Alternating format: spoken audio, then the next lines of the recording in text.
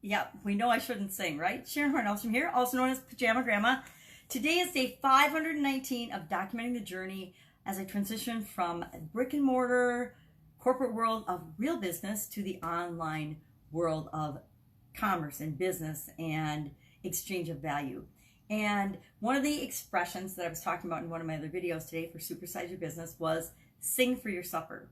Now, it's from this little dictionary of idioms, and it's one of those expressions you come across every once in a while and you're like, you've been using it and you know it, and you don't realize how deep it actually is. It's so much deeper, and a lot of these are not so deep. They're just superficial, and a lot of them are negative. But this is one that is foundational. And by foundational, I mean because it is one of those that is the underpinning of everything that exists, not only in our society, but in our universe and in the world. Sing for your supper, of course, means it's from the medieval times when wandering minstrels would go around and they were hungry, and so they'd stop at a tavern and they would offer to sing or do poetry or something in exchange for a meal, in exchange for something to eat.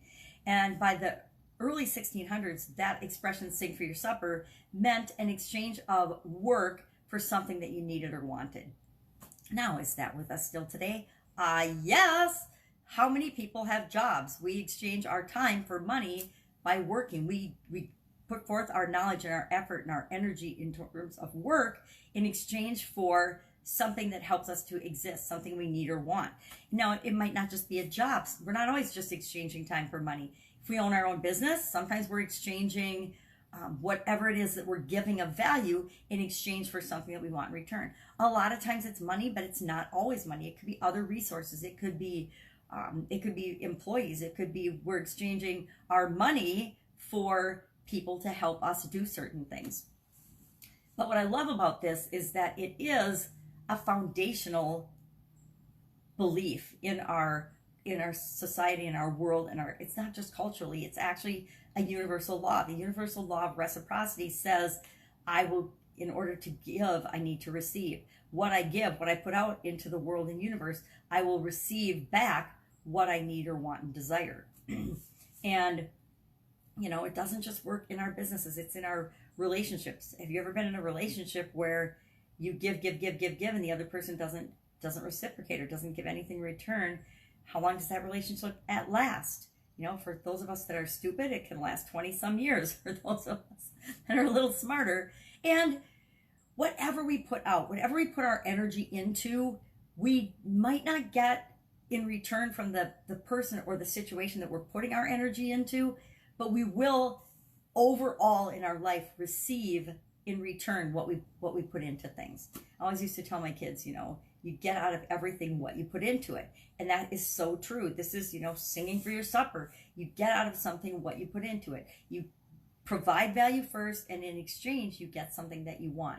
I always wondered why do you have to work for a week or two before you get a paycheck? Well, you have to give in order to receive. And I don't know if that's just an excuse, but it seems to kind of fit and make sense now.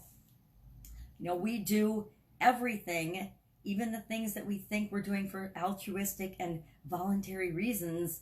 We do all of those because maybe we don't want money or something like that in exchange, but we do it for a sense of, for an emotion that we want. Now, you can want emotions in exchange for your work and the energy you put into things, and that's actually even more foundational because we do everything in order to feel a certain way and to receive an emotional feeling. We're energy beings, so we do everything to get the exchange of energy that we most want and most desire. We give love in order to receive love. We give love, we volunteer, and we help other people in order to, maybe it's not to receive help ourselves in exchange, but to feel a certain way, to feel a certain feeling, to increase our personal status, to feel better and good about ourselves. A lot of times people will just help other people, and I know we do it because it's the right thing to do, but why do we do the right thing to do? We do the right thing to do because it makes us feel good. So we're doing things in exchange for the feeling that we want or desire.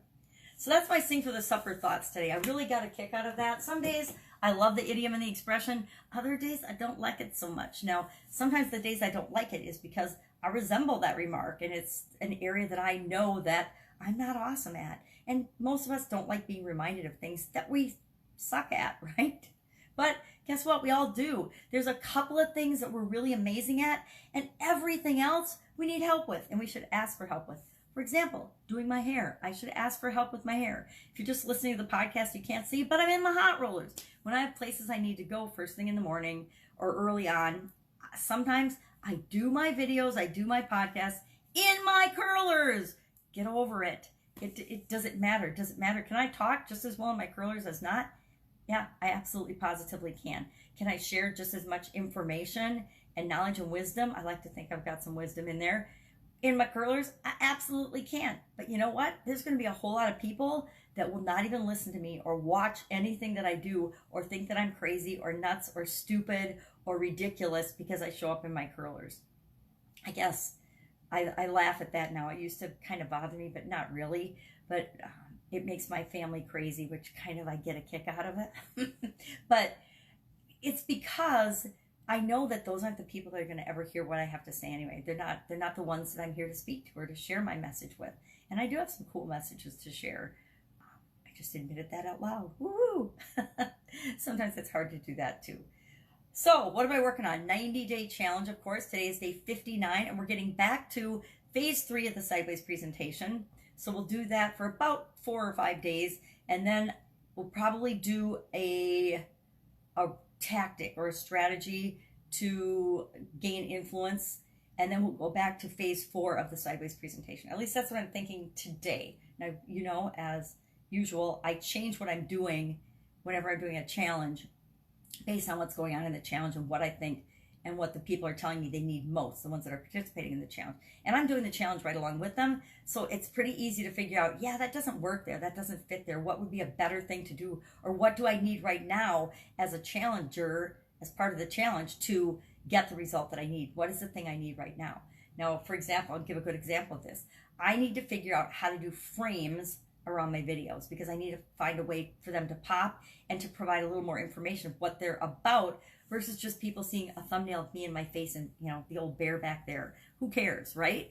So in order to get people to listen to me, especially when I have my curlers on, I have been thinking about it for a long time, but I've never done it. But somebody reminded me the other day, just put a frame around your videos. That would really give it a little more pop, and it would stop people and give them an opportunity to have and see more attention. So I did frames probably a year and a half ago, but do you think I remember how to do them? Absolutely positively not. So today, sometime after my appointments, I will Google, because you know what? I love the expression my kids used to always use, and I never really got it because I'm older, and they would always say, well, Google that shit. When somebody would ask a question that they didn't know a question of, somebody would say, well, Google that shit, or Google it. You know, Google knows the answer to that. YouTube too, if you want to see a video of actually how to do it, go to YouTube. Or one of the other search engines. It doesn't have to be Google, but Google is a cool name, so we like to say it. But I'm going to Google how to create a frame around your video because I want frames around my videos. And not just my backdrops and my weirdness, because I don't want to just be a talking head video. Although, let's admit it, I'm a talking head video for the most part. So, working on that, 90-day challenge appointments today and some consulting to do, which I always love. I love going out and helping other people with seeing things that are really right in front of them, but they might not be able to see.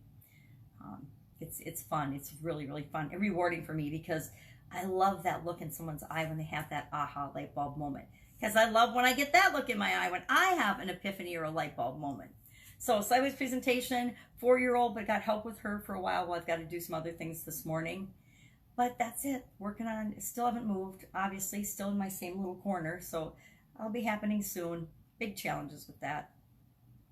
But that's life, right? It's the challenges and the obstacles and the things that pop up that show us who we are and help us to be the person that we want to be. So go out, make an absolutely amazing day. I will, of course, pop in tomorrow with what I'm up to now with respect to my journey transitioning my businesses. And I wish you an absolutely amazing day. Take care. Go out, sing for your supper, because we're all doing that all the time anyway. But be aware of it. Notice that, hey, I'm singing for my supper. I'm providing this value in exchange for this thing that I want. I am loving my family because I want them to love me back. Right? Isn't that why we love people? Yes, because we all want love in exchange. least I do. Maybe other people won't admit that, but I admit it. We all want to be loved. We all want to be appreciated. We all want to be valued. We all want to think that we're here to make a difference in the world. Guess what? You are. All right. I will, of course, be with you tomorrow. Bye. Take care. Go sing. Ah, not me.